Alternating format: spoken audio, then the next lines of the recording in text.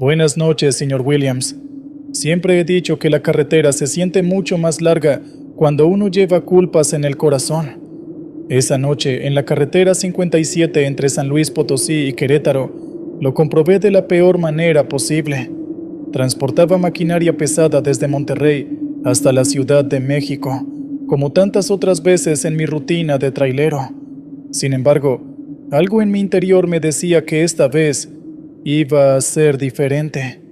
Había una sensación de inquietud, como si una sombra invisible me rodeara, presagiando que algo malo estaba por suceder. Antes de salir, tuve una discusión con mi hijo Miguel, que tenía 7 años. Quería enseñarme un dibujo que había hecho en la escuela, pero yo estaba apurado y nervioso. Luego, hijo, tengo que irme, le dije sin siquiera mirarlo. Carla, mi esposa, me observó con preocupación desde la puerta. Sabía que últimamente las cosas no iban bien. Yo había cambiado. Me había vuelto distante, siempre cansado y ausente. Ella lo notaba, pero yo no tenía el valor para hablarlo. Miguel me miró con esos ojos grandes llenos de esperanza, una esperanza que yo apagaba cada vez que lo dejaba de lado. Ver cómo su sonrisa se desvanecía me dolió, pero en ese momento no supe cómo reaccionar. Me sentía atrapado en una rutina imposible de romper. Quería ser el padre que él merecía, pero sabía que estaba fallando, y eso me desgarraba por dentro. Lo que Carla no sabía era que yo tenía un problema que ocultaba. Dependía de pastillas estimulantes para mantenerme despierto en los largos trayectos. Al principio, solo las usaba en ocasiones especiales, cuando las jornadas eran especialmente duras, pero poco a poco se volvieron parte de cada viaje. Creía tener todo bajo control, pero la verdad es que me estaban consumiendo poco a poco. Había noches en las que no podía dormir y días en los que, aunque estuviera despierto, sentía que mi cuerpo estaba presente, pero mi mente estaba completamente desconectada. Mientras avanzaba por la carretera, esos pensamientos me atormentaban. El cansancio y los efectos de las pastillas se mezclaban, haciendo que mi mente se nublara. ¿Cuántas veces había descuidado a Miguel y a Carla por culpa de mi dependencia y del trabajo? ¿Cuánto más podría seguir así antes de perderlo todo?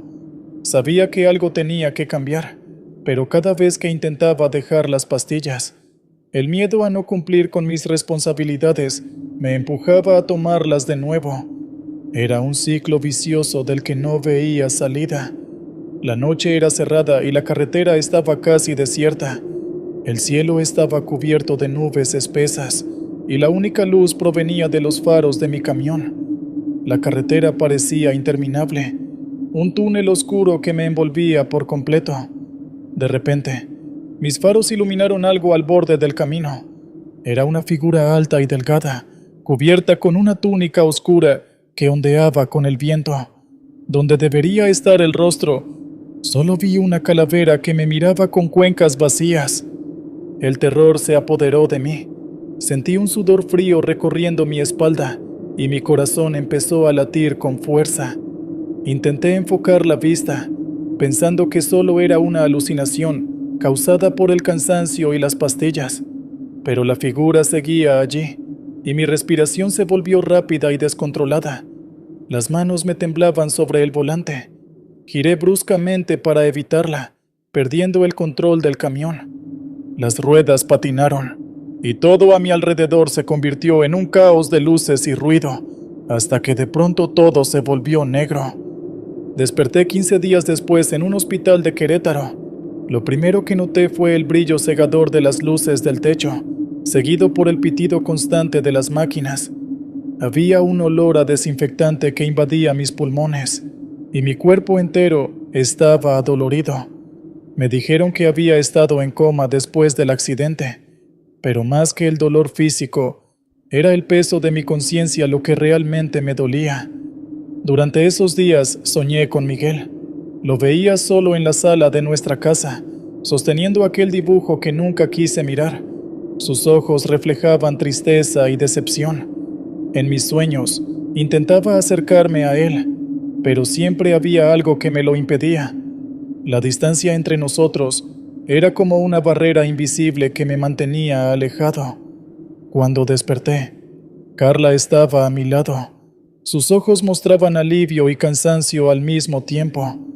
Miguel ha estado preguntando por ti todos los días, dijo suavemente. Esas palabras me partieron el alma. Me di cuenta de que mi ausencia iba más allá de esos días en el hospital. Había estado ausente de sus vidas mucho antes del accidente. Sentí las lágrimas llenándome los ojos y un nudo en la garganta. Había estado tan envuelto en mis propios problemas que no había visto cuánto sufrían ellos también. Mientras me recuperaba, tuve mucho tiempo para reflexionar. Los días en el hospital eran largos, y cada minuto me obligaba a enfrentarme a mí mismo y a los errores que había cometido. Al principio, traté de convencerme de que podía manejarlo solo, que no era tan grave. Me decía que había sido solo un accidente y que con un poco de cuidado podría evitar que volviera a suceder. Pero con cada recuerdo de lo que había perdido y cada mirada de Carla, entendí lo profundo que había caído. Recordé la figura en la carretera y no podía dejar de pensar que era una advertencia, una manifestación de todo lo que estaba mal en mi vida. Acepté que tenía un problema y que necesitaba ayuda. No podía seguir fingiendo ser fuerte mientras me hundía más y más. Busqué apoyo profesional. Las primeras sesiones fueron difíciles. Admitir mi debilidad y mostrarme vulnerable ante otros me hacía sentir incómodo. Pero poco a poco entendí que no estaba solo. Había más personas como yo, personas que también habían perdido el rumbo, pero que estaban dispuestas a luchar para recuperarlo. Sabía que no sería fácil, pero estaba decidido a recuperar a mi familia y a mí mismo. No quería volver a ser ese hombre que rompía el corazón de su hijo por no poder dedicarle un momento. Quería ser un padre presente, un esposo que pudiera sostener a su familia, no solo alguien que estaba físicamente, pero cuya mente estaba perdida. Cada día era una pequeña batalla, pero con cada victoria, sentía que me acercaba más a ellos. Cuando regresé a casa, todo se sentía diferente. Ya no me parecía un lugar extraño donde solo iba a dormir entre un viaje y otro. Miguel estaba en la sala, dibujando. Cuando me vio, sus ojos se iluminaron y corrió hacia mí. ¡Papá!, gritó. Lo abracé con fuerza, sintiendo cómo su pequeño cuerpo llenaba un vacío que había ignorado durante tanto tiempo. El calor de su abrazo, el olor de su cabello, todo me hizo sentir que estaba en el lugar correcto. ¿Puedo mostrarte algo?, preguntó tímidamente. Asentí y me llevó hasta su dibujo. Era un sol brillante, una casa y nosotros dos tomados de la mano. Esta vez me tomé mi tiempo para observarlo bien. Noté los colores vivos, el esfuerzo que había puesto en cada línea. No era solo un dibujo, era una expresión de su amor y su deseo de tenerme cerca. Me di cuenta de cuánto había esperado este momento, de cuánto necesitaba que yo estuviera ahí. Sentí un nudo en el pecho al pensar en todas las veces que lo había ignorado. «Es hermoso, hijo», le dije con la voz quebrada. «Lamento no haberlo visto antes». Miguel sonrió, y en ese momento supe que estaba dando el primer paso para arreglar todo lo que había roto. Carla se acercó y nos abrazó a ambos.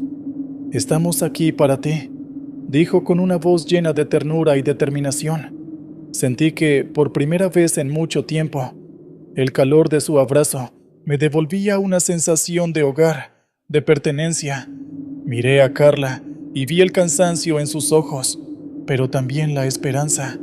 Sabía que no sería fácil, pero estábamos juntos en esto, y eso era lo que más importaba. La carretera seguirá siendo parte de mi vida, pero ahora sé que ninguna distancia es más grande que la que uno mismo crea con sus seres queridos. He aprendido que algunas cargas son más pesadas que cualquier maquinaria y que es necesario dejarlas atrás para poder avanzar. Mi familia Es mi verdadero camino, y no pienso volver a perderme. Cada vez que enciendo el motor del camión, recuerdo que hay un hogar que me espera, y eso me da fuerzas para seguir adelante sin recurrir a las pastillas, sin el miedo constante de perder el control. Las noches en la carretera ya no son tan oscuras como antes. Ahora llevo conmigo la luz de mi familia, el recuerdo de los ojos de Miguel llenos de esperanza y el abrazo de Carla que me recuerda que tengo un propósito. Sé que habrá momentos difíciles, tentaciones que pondrán a prueba mi determinación, pero también sé que tengo algo por lo cual luchar, y eso hace que todo valga la pena. He comprendido que no se trata solo de llegar a un destino, sino de cómo haces el viaje y con quién lo compartes. Y yo, después de todo lo vivido, he decidido hacer este viaje con ellos, sin perderme nunca más en el camino.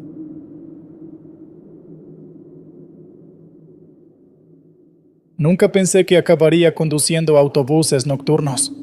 Antes tenía un trabajo estable como encargado de almacén, una vida sencilla, con mi esposa y mi hijo, Mateo. Todo giraba en torno a él, sus risas mientras corría por la sala, cómo se aferraba a mis piernas cuando llegaba del trabajo. Mateo tenía 5 años cuando lo perdimos. Fue un accidente absurdo, de esos que no puedes anticipar. En un instante, todo desapareció. Desde entonces, me convertí en una sombra de mí mismo. Mi matrimonio se desmoronó lentamente. Dejé de hablar con mis amigos y me aislé de todo lo que solía importarme. Me encerré en mi propio dolor. Terminé aquí, conduciendo autobuses en rutas nocturnas. Al menos, en la carretera nadie me hacía preguntas. Nadie me miraba con lástima. Solo la oscuridad, el rugido del motor y yo. La rutina me daba una falsa sensación de seguridad, una manera de pasar el tiempo sin enfrentarme al vacío que había quedado en mi vida. Esa noche, la ruta era una de las más solitarias, un tramo desierto entre montañas, con curvas cerradas y apenas unas luces esparcidas a lo lejos. Los pasajeros eran pocos, como siempre, un par de jóvenes con mochilas al hombro y una mujer mayor con un rosario en las manos. Todos dormían, arrullados por el traqueteo del autobús. Yo intentaba concentrarme en el camino, pero en el fondo sabía que algo en esa noche se sentía diferente. Había un silencio más profundo de lo normal, como si el bosque mismo estuviera conteniendo el aliento. La carretera serpenteaba entre árboles densos, sus sombras proyectándose bajo los faros del autobús. Sentía que las sombras se movían, aunque sabía que era solo mi mente jugándome malas pasadas. Fue entonces cuando lo vi. Al principio, pensé que era un animal, quizá un perro o un coyote, pero no. La figura era demasiado alta, aunque pequeña para ser un adulto.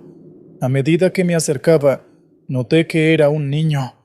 Caminaba tambaleándose, con una camiseta blanca y pantalones cortos. Estaba descalzo. Mis manos se aferraron al volante, mis nudillos se pusieron blancos. Instintivamente, disminuí la velocidad. Mi mente empezó a girar. ¿Qué hacía un niño aquí, en medio de la nada? Quizás se había perdido o escapado de algo. Mi corazón empezó a latir con fuerza. La imagen de Mateo inundó mi mente. ¿Y si alguien hubiera encontrado a mi hijo ese día antes de que fuera demasiado tarde? Esa posibilidad me asfixiaba, llenándome de culpa y esperanza al mismo tiempo. Detuve el autobús, encendí las luces intermitentes y me giré hacia los pasajeros dormidos, dudando si debía despertarlos. Decidí bajar solo. Abrí la puerta y el aire frío de la noche me golpeó la cara. Había algo inquietante en ese frío, una sensación que no podía explicar, como si la temperatura hubiera caído repentinamente. Inspiré profundamente y avancé. «Oye, niño», grité, mi voz resonando en la oscuridad. «¿Estás bien? ¿Necesitas ayuda?» El niño se detuvo. No se giró inmediatamente, como si estuviera considerando si responder o no. Mi pecho se apretó. Sus movimientos eran extraños, torpes. Finalmente, volteó hacia mí con un movimiento lento y deliberado, como si estuviera evaluando si yo era digno de su atención. Lo que vi me hizo dudar si realmente estaba despierto o si seguía en una de mis pesadillas recurrentes. Ahí fue cuando sentí un escalofrío recorrerme de pies a cabeza. Su rostro no era del todo el de un niño. Sus ojos hundidos y desproporcionadamente grandes contrastaban con su piel pálida, casi translúcida bajo las luces del autobús. Tenía una sonrisa torcida, como si alguien hubiera intentado dibujarla a la fuerza en su cara. Algo dentro de mí gritaba que subiera al autobús y cerrara la puerta, pero mis pies no respondían. Era como si estuviera atrapado en el mismo lugar por la fuerza de esa mirada. ¿Estás perdido?, pregunté con un hilo de voz, aunque ya no estaba seguro de querer acercarme más. La sensación de peligro se intensificaba con cada segundo que pasaba. El niño no respondió. En lugar de eso, dio un paso hacia mí, luego otro, arrastrando los pies de una manera extraña, casi antinatural.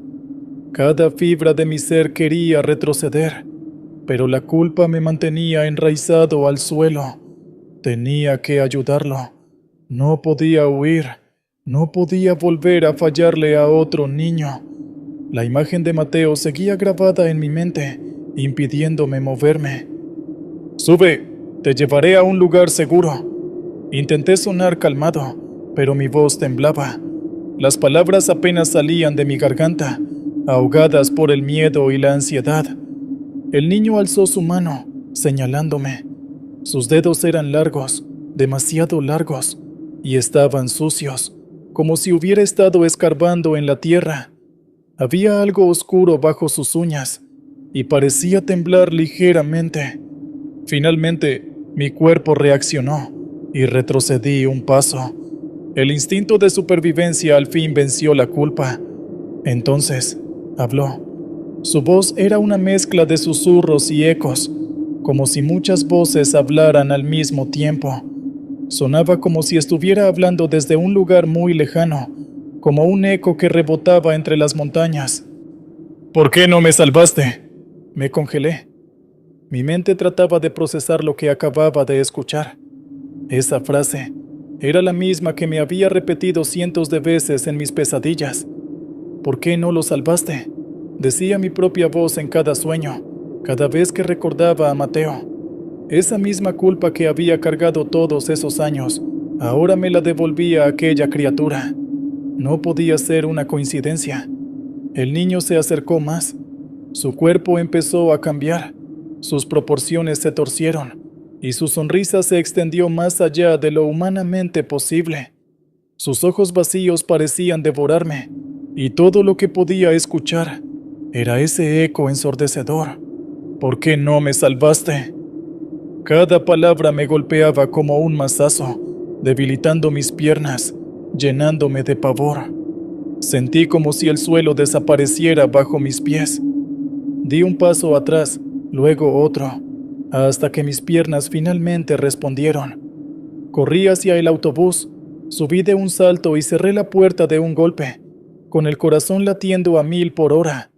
Sentía mis piernas temblar y mi pecho arder, como si el miedo mismo me estuviera devorando. Mi respiración era errática, y mis manos temblaban mientras ponía el autobús en marcha. El motor rugió, y con cada segundo que pasaba, solo quería alejarme lo más posible de esa criatura. Cuando miré por el retrovisor, el niño ya no estaba. Todo lo que quedaba era el vacío de la carretera detrás de mí. Un vacío que parecía mucho más oscuro que antes, como si algo hubiese devorado la luz de los faros traseros. Me quedé mirando un momento más, esperando ver algún movimiento, alguna sombra, pero no había nada, solo la carretera desierta. Los pasajeros empezaron a moverse, despertados por el frenazo y el ruido. Sus murmullos me devolvieron a la realidad, al aquí y ahora. «¿Qué pasa, conductor?», preguntó la mujer mayor, mirándome con preocupación. Sus ojos se veían cansados, como si la incertidumbre de la noche hubiera llegado también a ella. Negué con la cabeza, incapaz de responder. Mis ojos se fijaron en el camino y no volví a mirar atrás. No podía permitirme mirar atrás. Llegué al destino con el corazón acelerado y los pensamientos enredados. Cada minuto de ese trayecto fue una lucha para mantener el control del autobús y no dejarme llevar por el pánico. Cuando finalmente llegamos, sentí que mis manos se aflojaban del volante como si llevaran horas aferradas a él. Antes de bajar, revisé el autobús, queriendo asegurarme de que todo estaba en orden. Era una necesidad compulsiva, como si buscara una prueba de que lo que había visto era real. En el último asiento, donde nadie había estado sentado, encontré algo que me heló la sangre. Una pequeña huella de barro, perfectamente formada. Desde entonces, evito esa ruta. Cada vez que paso por una carretera solitaria, no puedo evitar mirar al borde del camino, temiendo volver a verlo. A veces, creo ver una sombra en la distancia, o una figura pequeña caminando por el arcén, y mi corazón se acelera, mis manos sudan sobre el volante, pero nunca es él. Nunca vuelvo a encontrarme con ese niño, aunque siento su presencia en cada curva desierta, en cada tramo oscuro del camino. Lo único que sé es que ese niño, lo que fuera, no era Mateo, pero al mismo tiempo, siento que su aparición no fue una coincidencia. Era como si hubiera venido a recordarme algo que nunca podría olvidar. Como si hubiera venido a asegurarse de que la culpa nunca me abandonara, de que el peso de mi pasado siempre estuviera conmigo. Porque, después de todo este tiempo, aún no puedo responder a esa pregunta. ¿Por qué no lo salvé? Y esa pregunta sigue atormentándome en cada ruta nocturna, en cada momento de soledad. Es un eco que resuena en mi mente, una sombra que nunca me dejará en paz. Siento que esa noche, en esa carretera desierta, me encontré no solo con un fantasma, sino con la parte más oscura de mí mismo.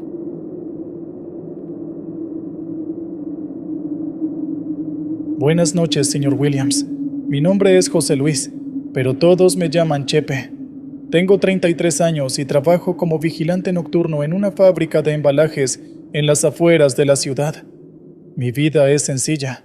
Me levanto al mediodía, tomo un café fuerte mientras hojeo el periódico y luego paso el resto del día haciendo mandados o descansando hasta que llega la hora de empezar mi turno. Trabajo de 10 de la noche a 6 de la mañana y aunque muchos no lo entienden, disfruto trabajar de noche. Hay algo en la tranquilidad de esas horas que siempre me ha atraído. Trabajo en una fábrica que, durante la noche, parece un monstruo dormido. Las enormes maquinarias están apagadas, las luces son tenues, y los únicos sonidos son el zumbido de los fluorescentes y el ocasional golpeteo de alguna ventana mal cerrada. Mi rutina es simple: recorrer las instalaciones, hacer rondas cada 2 horas y asegurarme de que todo esté en orden. Hay algo reconfortante en la repetición de estas actividades. Me da la sensación de control, como si con cada ronda pudiera mantener la oscuridad y el silencio a raya. Todo iba bien hasta aquella noche de junio, hace 2 meses. Una noche que jamás olvidaré. La fábrica está ubicada a unos 15 kilómetros de la ciudad, rodeada de campos vacíos. Durante el día, bulle de actividad, pero en la noche se convierte en un escenario digno de una película de terror. Los ruidos de las máquinas y el movimiento constante de los trabajadores se desvanecen, dejando solo el vacío y el silencio. En la oscuridad, las sombras parecen crecer, extendiéndose por los rincones hasta parecer que la fábrica tiene vida propia. Mis compañeros siempre bromeaban sobre lo espeluznante que era trabajar de noche, especialmente por los rumores de que la fábrica estaba construida sobre un antiguo cementerio. Se decía que en las noches más silenciosas podías escuchar el llanto de las almas en pena, pero yo nunca me tomé en serio esas historias. Para mí, los fantasmas no existen. Lo que existe son los ladrones, y mi trabajo es mantenerlos fuera de la propiedad. Esa era mi forma de ver las cosas, algo simple y práctico. Llevo casi 5 años en este trabajo, y nunca había tenido ningún problema. El personal diurno siempre deja todo en orden, y yo me dedico a patrullar, revisar las cámaras y leer durante las horas más tranquilas. Sin embargo, en los últimos meses, noté algo diferente en el ambiente. Durante mis rondas, comencé a escuchar ruidos inexplicables, pasos ligeros en el piso superior, crujidos de puertas y murmullos que parecían provenir de las esquinas más oscuras de la fábrica. Los sonidos parecían venir de todas partes y de ninguna al mismo tiempo, haciendo que el aire se sintiera más pesado de lo normal. Intenté ignorar esos ruidos al principio, atribuyéndolos al desgaste del edificio o a mi imaginación. Tal vez era el metal envejecido de la estructura, o simplemente el eco que jugaba conmigo. Pero había algo más, algo que me inquietaba profundamente, como si la fábrica estuviera observándome. La sensación era cada vez más difícil de ignorar, como si hubiera ojos invisibles escondidos en cada sombra, esperando que bajara la guardia. La noche en cuestión comenzó como cualquier otra. Llegué a las 9:45, saludé al vigilante del turno anterior y revisé las cámaras para asegurarme de que todo estaba en calma. Hice la primera ronda a las 10 y no encontré nada fuera de lugar. Al regresar a la caseta de vigilancia, noté que una de las cámaras, la del almacén B, tenía una interferencia extraña. La pantalla mostraba líneas estáticas, pero no le di importancia. Pensé que era un problema técnico.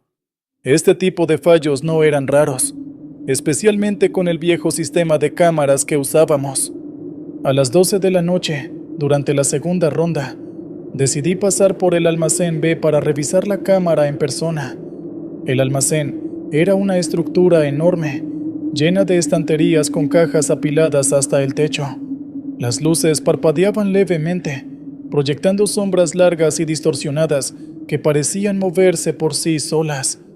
Al entrar, me recibió un silencio abrumador, interrumpido solo por el eco distante de mis propios pasos.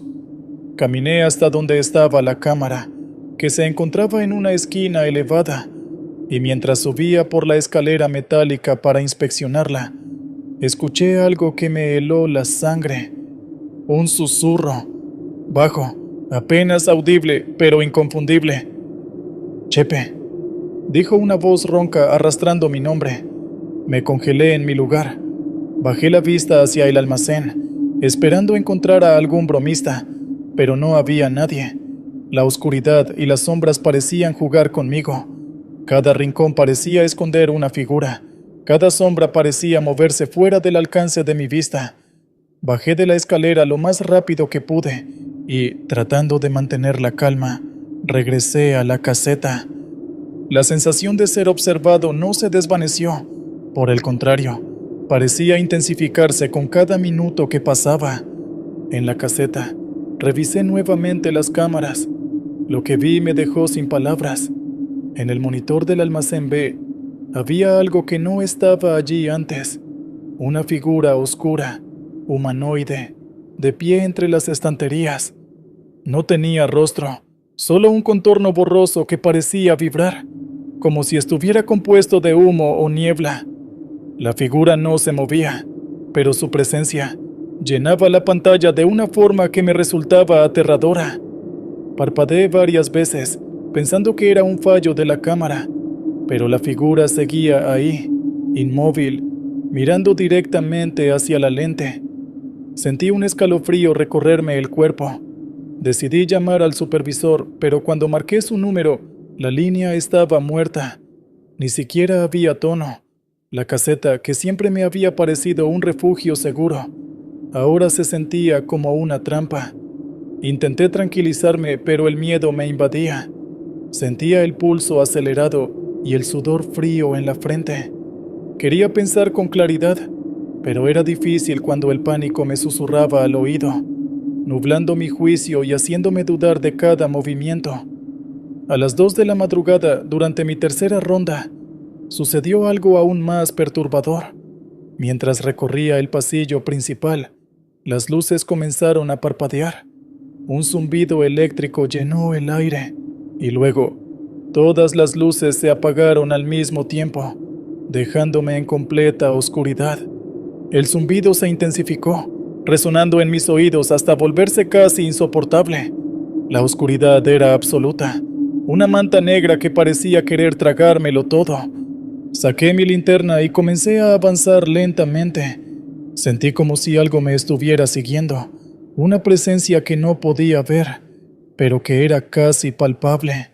De repente, escuché un ruido detrás de mí, como si algo pesado se arrastrara por el suelo. Giré la linterna rápidamente, pero no había nada.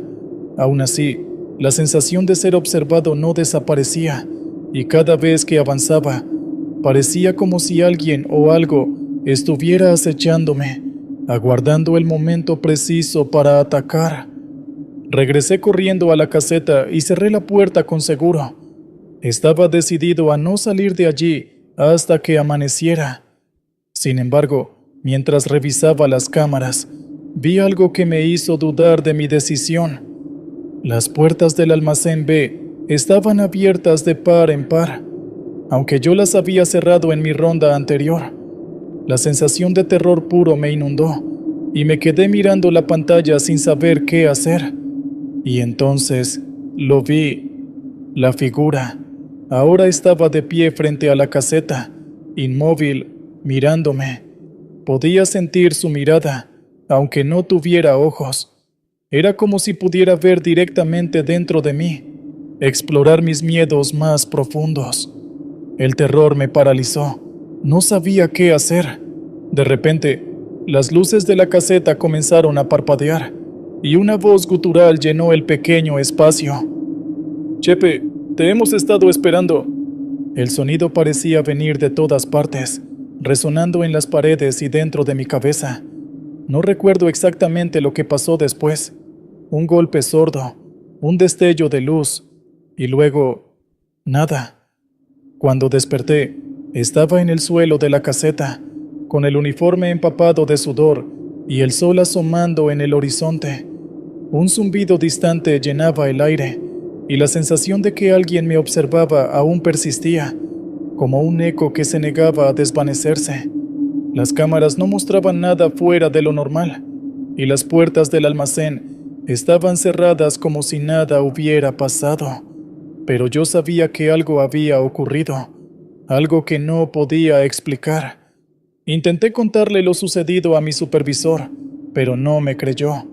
Me dijo que tal vez había sido un ataque de estrés o que me había quedado dormido en la caseta, pero yo sé lo que vi, lo que sentí. Desde esa noche no he vuelto a trabajar en turnos nocturnos. Dejé ese empleo y conseguí otro durante el día, pero aún ahora, cuando paso cerca de la fábrica, siento que algo me observa desde las sombras, esperando. A veces, sueño con esa noche. Sueño con la figura en el almacén, con su forma borrosa y susurros que llenan el aire. Sueño con estar atrapado en la caseta, las luces parpadeando y la voz gutural llamándome. Me despierto sudando, con el corazón latiendo a 1000 por hora, y aunque trato de convencerme de que solo fue una mala experiencia, de que mi mente me está jugando malas pasadas, hay algo dentro de mí que sabe la verdad. Algo sucedió en esa fábrica, algo que no debería haber visto y que todavía me persigue. He aprendido a vivir con el miedo, a aceptar la posibilidad de que hay cosas que no puedo entender ni controlar. Pero cuando las noches son especialmente silenciosas y el viento sopla de cierta manera, siento que todo vuelve a mí y me pregunto si realmente he escapado de lo que sea que estaba allí esa noche, o si solo está esperando el momento adecuado para volver a buscarme.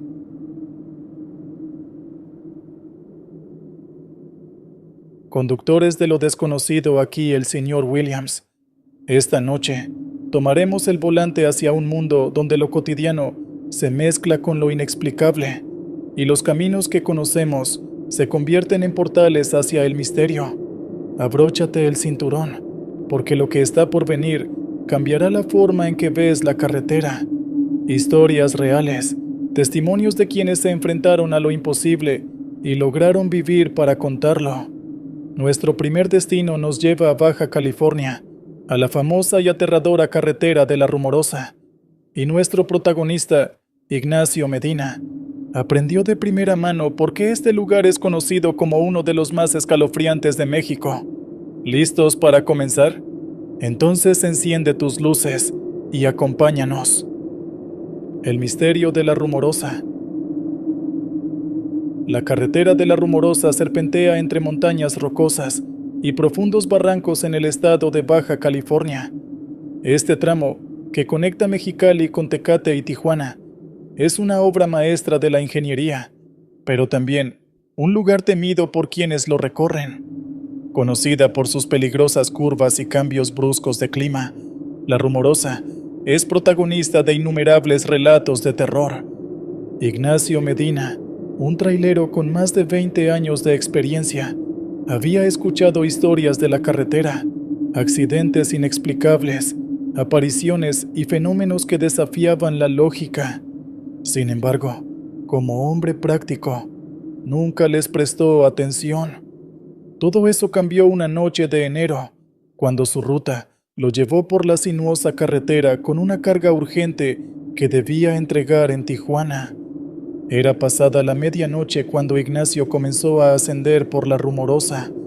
La niebla, densa como algodón, cubría el camino y el viento golpeaba con fuerza las ventanillas de su tráiler. Aunque acostumbrado a estas condiciones, esa noche se sentía intranquilo, como si algo invisible lo estuviera observando.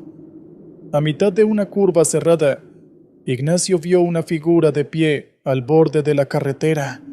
Era una mujer vestida de blanco, con el cabello largo y desordenado que cubría parcialmente su rostro. Estaba inmóvil, con un brazo extendido hacia el camino, como si pidiera ayuda. Frené en seco, contó Ignacio más tarde, porque pensé que era una persona real, pero cuando me bajé del tráiler con mi linterna, no había nadie allí. Ignacio volvió al camión, atribuyendo la experiencia al cansancio, pero cuando intentó encender el motor para continuar, los frenos no respondieron. Era como si una fuerza invisible estuviera sujetando el vehículo, mientras este comenzaba a deslizarse lentamente hacia el barranco. Sentí que algo me empujaba, relató. Pensé que el tráiler se iba a ir directo al vacío. Con un esfuerzo casi sobrehumano, Ignacio logró estabilizar el vehículo usando el freno de emergencia. Al amanecer, revisó el sistema y, para su sorpresa, todo estaba en perfectas condiciones. De regreso en Mexicali, compartió su experiencia con otros traileros en una parada. Uno de ellos, un hombre mayor llamado Julián, le dio una posible explicación. Dicen que esa mujer es el espíritu de alguien que murió hace muchos años en un accidente. Algunos creen que aparece para advertir del peligro, pero otros dicen que pone a prueba a quienes no respetan la carretera. Ignacio nunca volvió a tomar La Rumorosa sin compañía. Desde esa noche, entendió que la carretera guarda secretos que van más allá de lo visible y que algunas rutas deben ser transitadas con respeto, no solo por el peligro físico, sino por lo que no podemos explicar. El niño de la autopista México-Puebla. En el centro de México, la autopista México-Puebla es una vía moderna y concurrida durante el día, pero en las primeras horas de la madrugada, cuando la niebla cubre el camino y el tráfico desaparece, esta carretera se transforma en un escenario de historias sobrenaturales. Uno de los relatos más conocidos es el del niño que aparece en el tramo cercano a Río Frío. Pedro Santiago, un taxista de 40 años, compartió su experiencia en esta carretera. Pedro era conocido por tomar turnos nocturnos, ya que, según él, la noche era tranquila y menos complicada. Sin embargo, una noche de abril, la tranquilidad dio paso al terror. Era alrededor de las 3 de la madrugada cuando Pedro conducía por la autopista rumbo a Puebla. A lo lejos, bajo la tenue luz de una lámpara, vio a un niño de pie junto al camino. Estaba vestido con un suéter azul y pantalones de mezclilla. Pedro frenó de inmediato y bajó la ventana. «¿Qué haces aquí, chamaco? ¿Te perdiste?», preguntó. El niño, sin decir una palabra, señaló hacia el asiento trasero del taxi. Pedro dudó por un momento, pero finalmente bajó y abrió la puerta. El niño se subió sin emitir un sonido y señaló hacia adelante, como indicando la dirección que debía seguir. Pedro arrancó, con un escalofrío recorriéndole la espalda.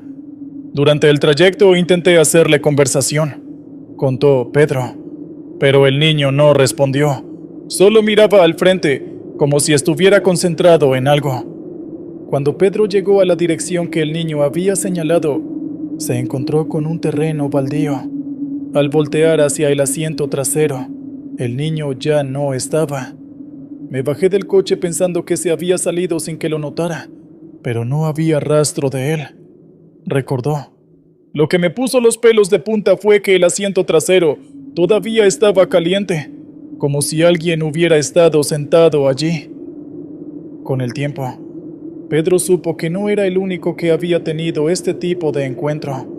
Otros conductores también habían recogido al niño en el mismo tramo de la autopista, y todos coincidían en que desaparecía sin dejar rastro. Algunos investigadores locales creen que el espíritu del niño pertenece a alguien que murió en un accidente en esa zona hace décadas. Otros sugieren que podría tratarse de un eco residual de una tragedia pasada. Sea cual sea la verdad, lo cierto es que muchos conductores prefieren evitar esa carretera en las horas más oscuras. El camión fantasma en la carretera Zacatecas-Fresnillo. La carretera Zacatecas-Fresnillo es conocida como una de las rutas más peligrosas del norte de México. En este camino, los accidentes son frecuentes y las historias paranormales no tardan en llegar. Una de las más aterradoras involucra un camión que aparece y desaparece en circunstancias misteriosas. Héctor Ruiz, un experimentado trailero, compartió su encuentro con lo inexplicable mientras conducía en esa carretera en una noche fría de diciembre. Era pasada la medianoche. El tramo estaba completamente solo y no se veía un alma en kilómetros, recuerda Héctor. La neblina envolvía el asfalto, dificultando la visibilidad, pero Héctor seguía confiado. Había transitado esa ruta muchas veces y conocía bien cada curva y recta. Mientras avanzaba, notó luces que se acercaban por el espejo retrovisor. Al principio, pensó que era otro camión que intentaba rebasarlo, pero algo no encajaba. Esas luces parpadeaban de una forma extraña, como si no fueran faros normales, dijo. El vehículo se acercó rápidamente, y antes de que Héctor pudiera reaccionar, se colocó a su lado. Era un camión antiguo, de color oscuro y con un diseño que parecía de otra época. Su velocidad era anormal para un vehículo tan viejo, y lo más inquietante era que no tenía conductor. Héctor, asustado, intentó acelerar para dejarlo atrás, pero el camión fantasma no solo lo seguía, sino que comenzó a cerrarle el paso. Sentí que estaba jugando conmigo, dijo Héctor. En un momento, el camión se colocó frente a él y frenó bruscamente, obligándolo a hacer una maniobra de emergencia para evitar el impacto. Cuando Héctor recuperó el control y volvió a mirar hacia adelante, el camión había desaparecido. Esa noche, Héctor llegó temblando a su destino. Más tarde, otros conductores le contaron historias similares sobre el camión fantasma. Según las leyendas locales, el espíritu pertenece a un conductor que perdió la vida en un accidente hace décadas, cuando su camión quedó fuera de control y cayó en un barranco cercano. Desde entonces, su espectro parece recrear su tragedia, llevando el peligro a quienes transitan la carretera Zacatecas-Fresnillo. La novia del malecón en Mazatlán. Mazatlán, con su hermoso malecón, es un destino turístico famoso por sus vistas al océano. Sin embargo, los taxistas que trabajan de noche han aprendido a temer a una pasajera particular, una joven vestida de novia que desaparece sin explicación. Luis Mora, un taxista veterano, relató su experiencia con esta aparición. Era una madrugada tranquila cuando vio a una mujer parada en una esquina del malecón, vestida de blanco, con un largo velo que cubría su rostro. Levantó la mano para detener el taxi, y Luis, pensando que era una pasajera normal, se detuvo. Subió al asiento trasero y me dio una dirección. Su voz era suave, apenas un susurro, y no pude verle el rostro porque el velo lo cubría completamente, dijo Luis. Durante el trayecto intentó iniciar una conversación, pero la joven no respondió. Cuando llegaron a la dirección indicada, Luis notó que el lugar era una casa abandonada. Se volvió hacia la pasajera para preguntarle si estaba segura de que ese era su destino, pero el asiento trasero estaba vacío. Luis salió del taxi, convencido de que la joven había bajado sin que él lo notara, pero la puerta trasera seguía cerrada y no había rastro de ella en los alrededores. En ese momento, un escalofrío lo recorrió. Con el tiempo, Luis descubrió que otros taxistas habían tenido encuentros similares. Según la leyenda, la novia es el espíritu de una joven que murió en un accidente automovilístico camino a su boda. Algunos creen que busca completar su último viaje, mientras que otros piensan que está atrapada en un bucle de tiempo, incapaz de aceptar su destino. La caravana de los muertos en Chiapas. En la profundidad de la selva lacandona, en Chiapas, existe un tramo de carretera que muchos conductores evitan durante la noche. Aquí, la oscuridad es tan densa que parece devorar las luces de los vehículos. Es en este lugar donde varios testigos han reportado la aparición de una fila de soldados marchando en la penumbra. Javier Gómez, un conductor de autobús, tuvo uno de estos encuentros mientras transportaba pasajeros hacia Palenque. Era cerca de la 1 de la madrugada cuando su autobús comenzó a disminuir la velocidad, como si algo lo obligara a frenar. A lo lejos, Javier vio una hilera de figuras que marchaban en formación, vestidos con uniformes antiguos y portando rifles. Pensé que era un desfile militar o algo por el estilo, pero cuando encendí las luces altas, no había nada allí. Fue como si se desvanecieran en el aire, relató. Uno de sus pasajeros, que era un historiador aficionado, sugirió que los soldados podían ser espíritus de un antiguo conflicto. En la zona, se libraron intensas batallas durante la Guerra de Castas y otros enfrentamientos en el siglo XIX. Los soldados que marchan en la carretera podrían ser almas que no han encontrado descanso. Desde esa noche, Javier evita pasar por ese tramo después del anochecer. No sé qué eran exactamente, pero no eran de este mundo, afirmó. Cada carretera que recorremos guarda secretos que solo se revelan en la penumbra.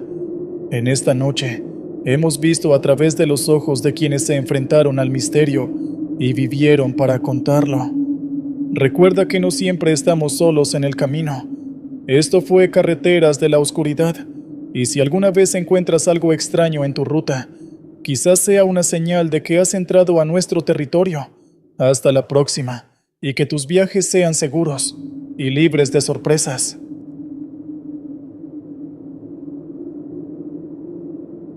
Señor Williams, mi nombre es Héctor Ramírez, y soy vendedor de equipo agrícola. Mi trabajo me lleva a recorrer los pueblos más pequeños de México, ofreciendo desde arados hasta motosierras. Hace un mes, mi jefe me asignó una entrega especial a San Cipriano, un pueblo remoto en las montañas de Oaxaca. Aunque no era la primera vez que iba, siempre me generaba cierto nerviosismo. San Cipriano tiene fama de ser un lugar cargado, según contaban los más viejos. Historias sobre apariciones y sucesos inexplicables rodeaban al pueblo.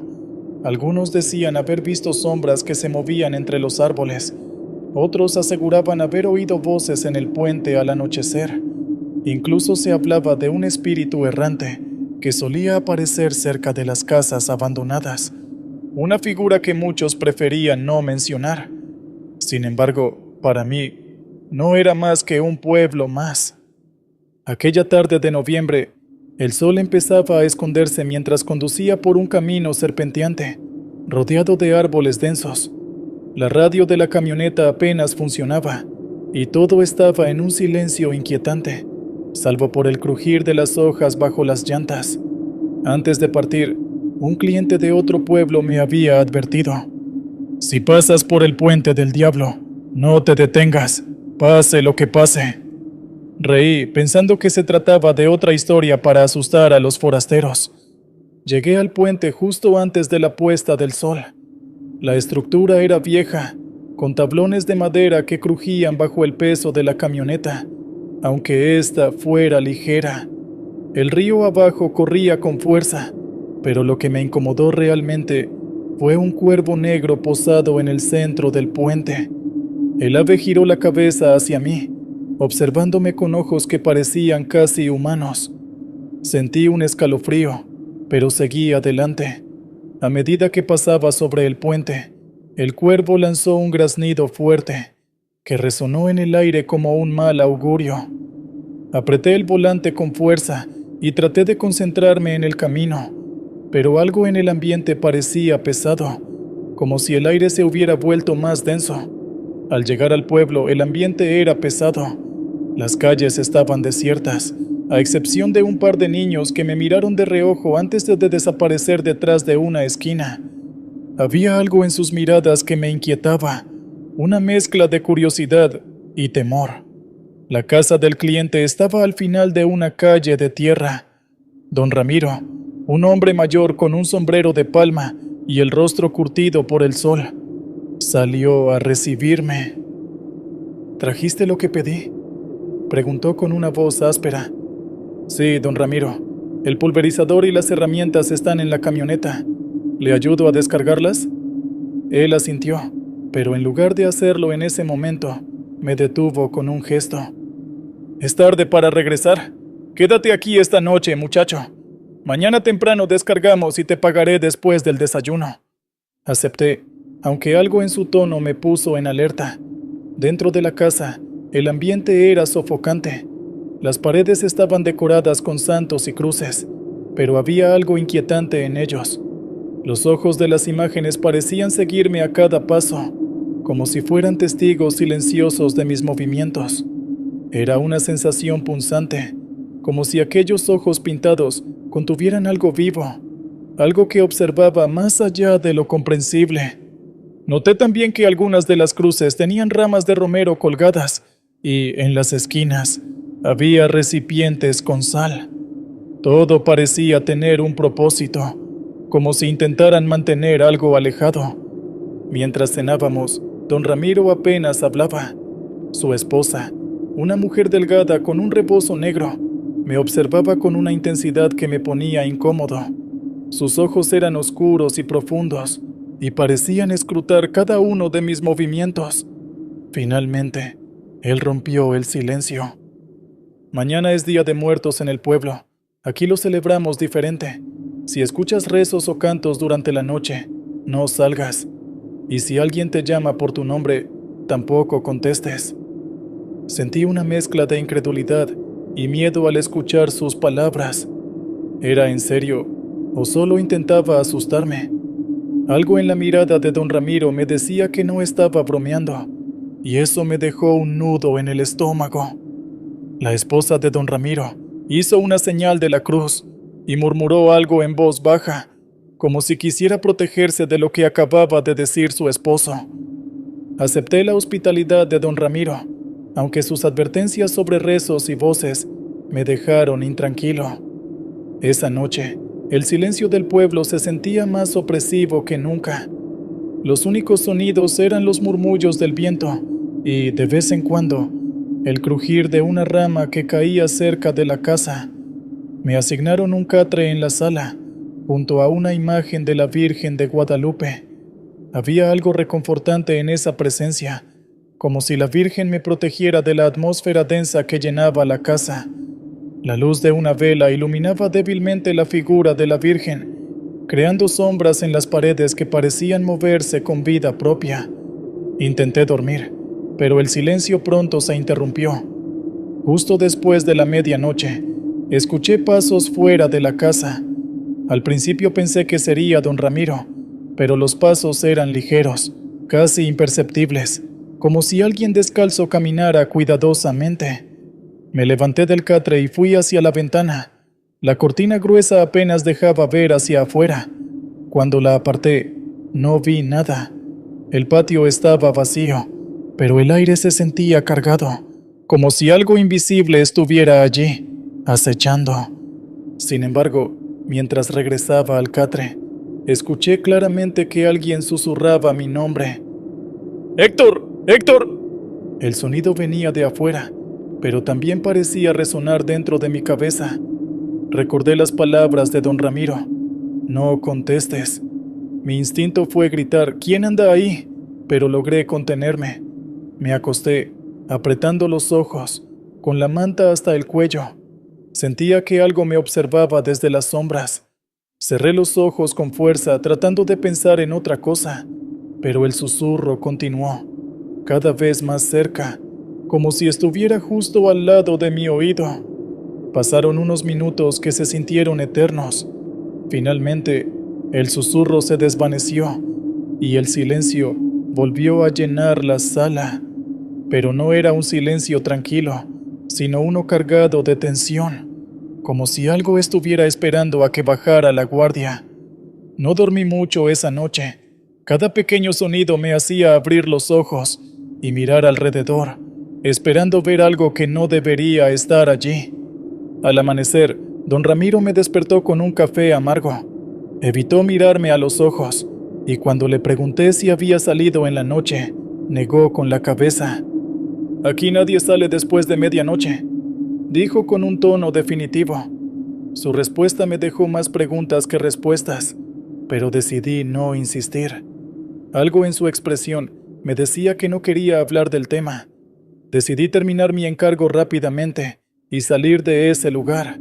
Después del desayuno, ayudé a don Ramiro a descargar el pulverizador y las herramientas de la camioneta. Mientras movíamos el equipo hacia su almacén, noté a una mujer parada en la esquina de la calle. Vestía de negro y tenía un rostro inexpresivo, pero sus ojos oscuros se fijaron en mí con una intensidad que me hizo estremecer. Era como si pudiera ver a través de mí, como si supiera algo que yo ignoraba. «¿Quién es esa señora?», pregunté a don Ramiro. Él levantó la vista y frunció el ceño. «¿Cuál señora? Aquí no hay nadie». Mi corazón se aceleró y un frío recorrió mi espalda. Sentí que la realidad se desmoronaba frente a mis ojos. ¿Cómo era posible que no la viera? Tragué saliva y traté de mantener la calma, aunque una sensación de pánico comenzaba a apoderarse de mí. La mujer no se movía, seguía allí, observándome. Era como si estuviera esperando algo de mí, pero no sabía qué. Miré de nuevo y la mujer seguía ahí. Me parecía imposible que no la viera. Estaba demasiado cerca, demasiado visible, pero decidí no insistir. Don Ramiro continuó con su trabajo, ajeno a lo que yo estaba experimentando, lo cual solo aumentaba mi desconcierto. Una vez terminamos de descargar, don Ramiro me pagó en efectivo, contando los billetes con manos temblorosas. Subí a mi camioneta y emprendí el camino de regreso. Mientras me alejaba de la casa, no podía dejar de mirar por el retrovisor, esperando ver a la mujer en la distancia, pero no estaba allí. Sin embargo, la sensación de ser observado no desapareció. A medida que avanzaba por las calles empedradas de San Cipriano, la vi de nuevo. Esta vez estaba en otra esquina, observándome. Sus ojos, oscuros como el abismo, parecían hundirse en mi mente. Aceleré, pero el motor rugía como si algo lo estuviera forzando. Sentía una presión en el pecho, como si el aire se hiciera más pesado a medida que trataba de escapar. Cuando llegué al puente, el mismo cuervo que había visto el día anterior seguía ahí. Esta vez graznó con fuerza, como si intentara advertirme de algo. Al cruzar, la mujer estaba parada al otro lado, en el mismo punto donde el camino se dividía entre la carretera principal y una vieja ruta que llevaba al monte. Era como si me estuviera esperando. Detuve la camioneta y bajé la ventana, decidido a enfrentarla. «¿Qué quiere de mí?», le grité, pero ella no respondió. Solo levantó una mano y me señaló. Su mirada era helada, pero transmitía un mensaje claro: «No intentes escapar». El miedo me paralizó. Miré a los lados, esperando que alguien más estuviera cerca, pero el entorno entero parecía deshabitado.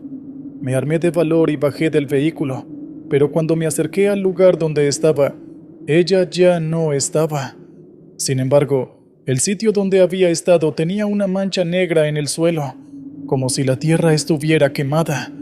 Toqué el suelo con la mano, y un escalofrío recorrió mi cuerpo. La tierra estaba fría, más fría de lo que debería estar bajo el sol de la mañana. De regreso a la carretera principal, me detuve en una tienda de otro pueblo para despejarme. Le conté al dueño lo que había visto. Mi voz temblaba al recordar los ojos de la mujer y la manera en que desapareció. El dueño, un hombre de edad avanzada con ojos cansados, me escuchó sin interrumpir, pero su expresión cambió cuando mencioné la ropa negra de la mujer y su mirada penetrante. «Eso suena como ella», dijo finalmente con un susurro. «¿Quién?», pregunté, incapaz de contener la curiosidad. «La Santa Muerte. Hay quienes dicen que aparece para advertir, o para llevarse a los que tienen cuentas pendientes con ella. ¿Hiciste algo indebido, joven?». Negué con la cabeza, aunque mis manos sudorosas traicionaban mi nerviosismo. No sabía qué responder. El hombre continuó: «Si la viste una vez puede ser una advertencia, pero si la vuelves a ver, es porque no te perdonará». Sus palabras se quedaron grabadas en mi mente. Una advertencia. ¿Por qué? No podía recordar haber hecho algo que mereciera semejante castigo, pero el miedo ya se había instalado en mi corazón y no podía deshacerme de la sensación de que algo terrible estaba por suceder. Esa noche soñé con ella. Estaba en cada rincón de mis pensamientos, con su figura oscura y sus ojos que parecían absorber toda la luz. La veía de pie en las esquinas de mis sueños, siempre en silencio, siempre observándome. Al despertar, encontré marcas negras en las ventanas de mi cuarto de hotel, similares a las que había visto en la carretera. Era como si hubiera estado allí, vigilándome mientras dormía. Nunca volví a San Cipriano. Sin embargo, aún hoy, cuando manejo por caminos solitarios, siento su mirada. Algunas noches creo verla en el retrovisor, siempre quieta, siempre observándome. ¿Fue una advertencia o un castigo? Nunca lo sabré. Lo único cierto es que, desde entonces, no me atrevo a mirar por demasiado tiempo a las sombras en las esquinas. A veces, incluso en lugares concurridos, siento que está allí, vigilándome desde las sombras, como si nunca hubiera dejado de seguirme. He cambiado mis rutas, evitado ciertos caminos y pueblos que antes solía visitar con frecuencia, pero, a pesar de todos mis esfuerzos, el miedo nunca desaparece.